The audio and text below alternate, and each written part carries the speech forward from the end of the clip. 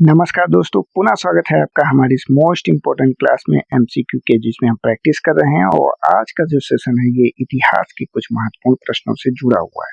तो बिना देर किए हुए चलते हैं हम अपनी आज की क्लास पे। लास्ट में कितने क्वेश्चन आपने सही किया ये जरूर बताइएगा। तो आज का हमारा पहला प्रश्न है, विदथ का उल्लेख किस काल में मिलता है? उत्तर वैदिक काल में, ऋग वैदिक काल में, महाजनपद काल में या फिर मौर्य काल में? तो बेटा याद रखिएगा, विदथ शब्द की बात किया है। विदथ क्या है? ऋग वैदिक काल की एक जो प्राचीन जनसभा है ना, उसका नाम है विदथ।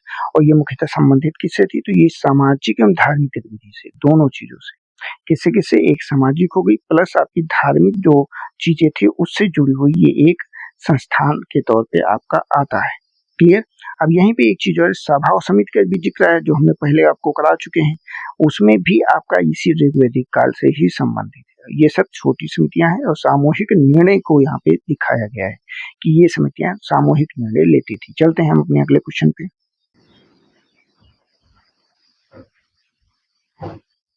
हड़प्पा सभ्यता में जो ग्रेनरी है, जिसे अनाज कोठार या जो है अन्नागार, ग्रेट अन्नागार के नाम से जानते हैं, वो कहाँ पर स्थित है? मोहनजोदाड़ो में, धोलावीरा में, हड़प्पा में या फिर लोथल में? तो इसे याद रखिएगा, ये आपके हड़प्पा में स्थित है। ठीक, यहीं पर वो स्थल है जहां से ये प्राप्त हुआ है।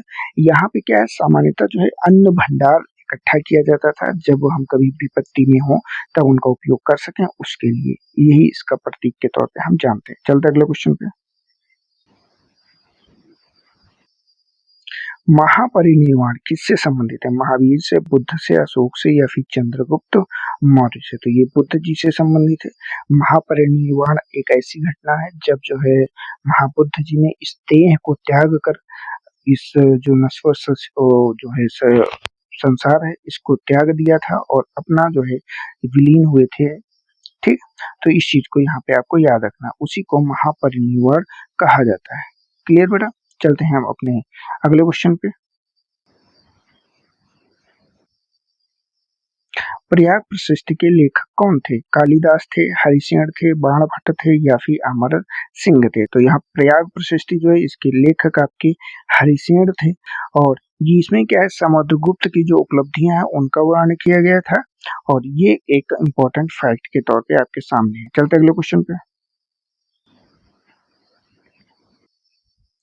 भूमिकर को मौर्य काल में किस नाम से जाना जाता था? भाग के नाम से, हिरण्य के नाम से, बलि के नाम से या फिर कर के नाम से? तो इसे बेटा भाग के नाम से जाना जाता था मौर्य काल में, जो ये कर होता था उसे। और ये क्या कैसा रहता था? तो ये आपको याद रखना है, ये उपज का जो है छठवां हिस्सा रहता था। जितनी भी उपज होती थी उसका छठवां हिस्सा सरकार का हो जाता था। इसे कर के तौर पे या फिर भाग के नाम से हम जानते थे। इसमें क्या है, मौर्य प्रशासन का जो संगठित राजस्व प्रणाली है ना, उसको यहाँ पे देखने को हम पाते हैं। चलते अगले क्वेश्चन पे। हर्षचरित ग्रंथ के लेखक कौन थे? बाणभट्ट थे, अश्वघोष थे, डांडी थे या फिर विशाख दत्त थे? तो हर्षचरित को लिखा किसने है? ये बाणभट्ट जी ने लिखा है। और ये किसकी जो है वो है, ये हर्षवर्धन की जीवनी है।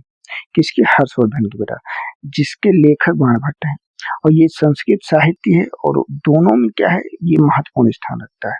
चाहे इतिहास में देखें चाहे संस्कृत साहित्य में देखें, दोनों में महत्वपूर्ण स्थान है। संस्कृत में इसे लिखा गया। चलते अगले क्वेश्चन पे। इल्तुतमिश ने किसे उत्तराधिकारी घोषित किया था? रजिया सुल्तान को, नसरुद्दीन को, बलबन को या फिर बहराम शाह को? तो यहाँ पे याद रखिएगा, जो रजिया सुल्तान है इसे इल्तुतमिश ने अपना जो है क्या घोषित किया था? उत्तराधिकारी घोषित किया था। इल्तुतमिश की जो पुत्री है ये है रजिया। और इसके बारे में याद रखिएगा, रजिया भारत की जो है पहली मुस्लिम जो है महिला शासक भी बनती है। मुस्लिम शासक का है वो भी पहली हैं। और ऐसे साधारण तौर पे महिला शासक की बात करते हैं तब भी ये पहली ही है। क्लियर? तो इस चीज को याद रखिएगा। चलते अगले क्वेश्चन पे। इबादत खाना की स्थापना किसने की थी? बाबर ने की थी, हुमायूं ने की थी, अकबर ने की थी या फिर जहांगीर ने की थी? तो इसकी जो स्थापना है अकबर ने की थी। अकबर ने कहाँ पे की थी? तो ये फतेहपुर सीकरी में।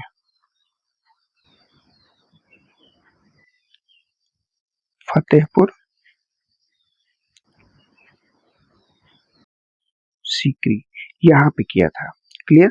और ये क्यों किया गया था, तो इसमें विभिन्न धर्म के जो विद्वान हैं वो आप बैठते थे आमने सामने और धार्मिक चर्चा करते थे। इसमें किस धर्म से जुड़ा हुआ था ये कोई स्पष्ट नहीं था। ये मुख्यतः जो अकबर की धार्मिक सहिष्णुता है उसकी नीति को दिखाता है कि भैया कोई भी धर्म हो आप आके क्या कर सकते हैं, इबादत जो आपका खाना है इसमें शामिल हो सकते हैं। चलते अगले क्वेश्चन पे।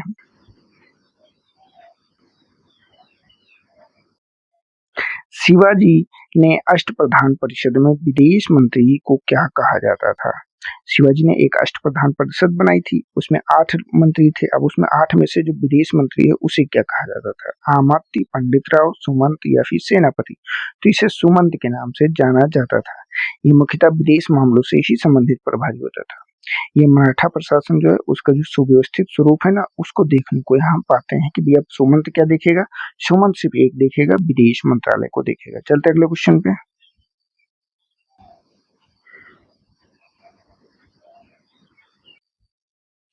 स्थायी बंदोबस्त किस गवर्नर जनरल के समय लागू हुआ? Warren Hasting, Lord Cornwallis, Lord Wellesley या फिर लॉर्ड डलहौजी। तो बेटा यहाँ पे याद रखिएगा जो स्थायी बंदोबस्त है ये लॉर्ड कॉर्नवालिस के समय में लागू होता है। और ये कब का समय है? ये 1793 का समय है, उस समय लागू किया गया था। इसके अंतर्गत जमींदारों को भूमि का स्थायी स्वामी बनाया गया था और ये ब्रिटिश जो भू राजस्व व्यवस्था है ना उसका प्रमुख चरण था। चलते हैं अगले क्वेश्चन पे।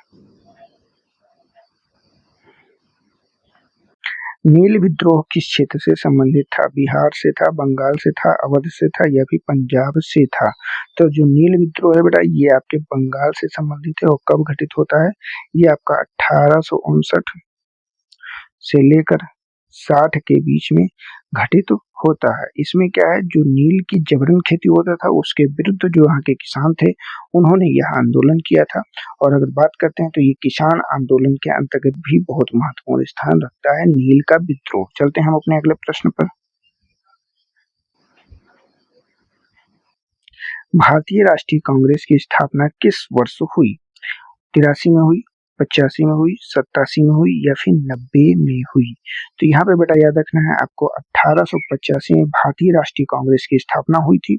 इसके पहले अध्यक्ष की बात करते हैं तो यहाँ पे WC बनर्जी, इनका नाम आपको याद रखना है। क्लियर। तो यही आपका जो कांग्रेस है, यही कांग्रेस आगे जाके जो स्वतंत्रता होती है स्वतंत्रता को दिलाने में कहीं ना कहीं आधारभूत भूमिका निभाती है। चलते हैं अगले क्वेश्चन पे।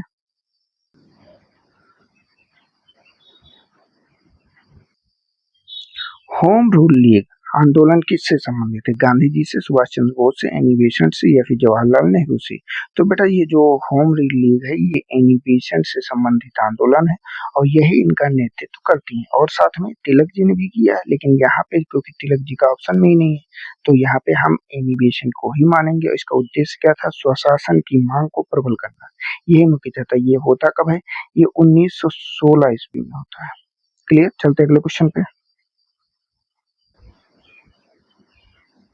चौरी चौरा घटना के बाद कौन सा आंदोलन वापस लिया गया? सविनय अवज्ञा आंदोलन, असहयोग आंदोलन, भारत छोड़ो आंदोलन या फिर खिलाफत आंदोलन?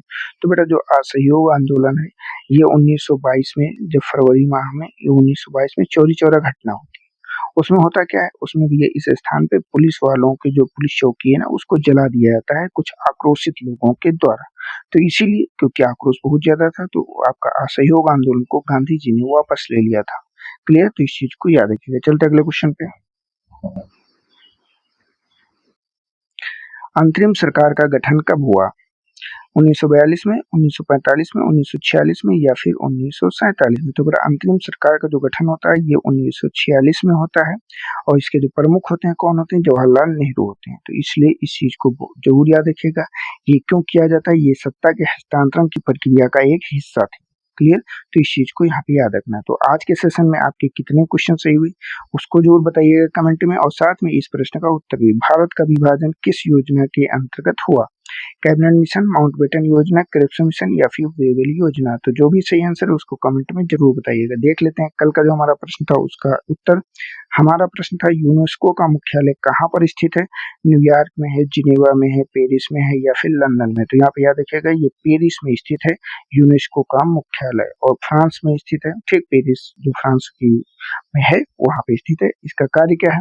शिक्षा है, विज्ञान है और संस्कृति के क्षेत्र में कार्य करना है। और यही क्या है, यही कुछ चीजों को संरक्षित करने के लिए भी बताती है। क्लियर? तो आज के सेशन में हम इतना ही रखते हैं। कल जो हमारी क्लास रहेगी, कल हमारी क्लास रहेगी ज्योग्राफी के संदर्भ में, जरूर देखिएगा। हम लोग मिलेंगे नेक्स्ट सेशन में। तब तक के लिए जय हिंद, जय भारत। हमारे चैनल को सब्सक्राइब कीजिए, वीडियो को लाइक कीजिए और अधिक से अधिक अपने दोस्तों को शेयर कीजिए।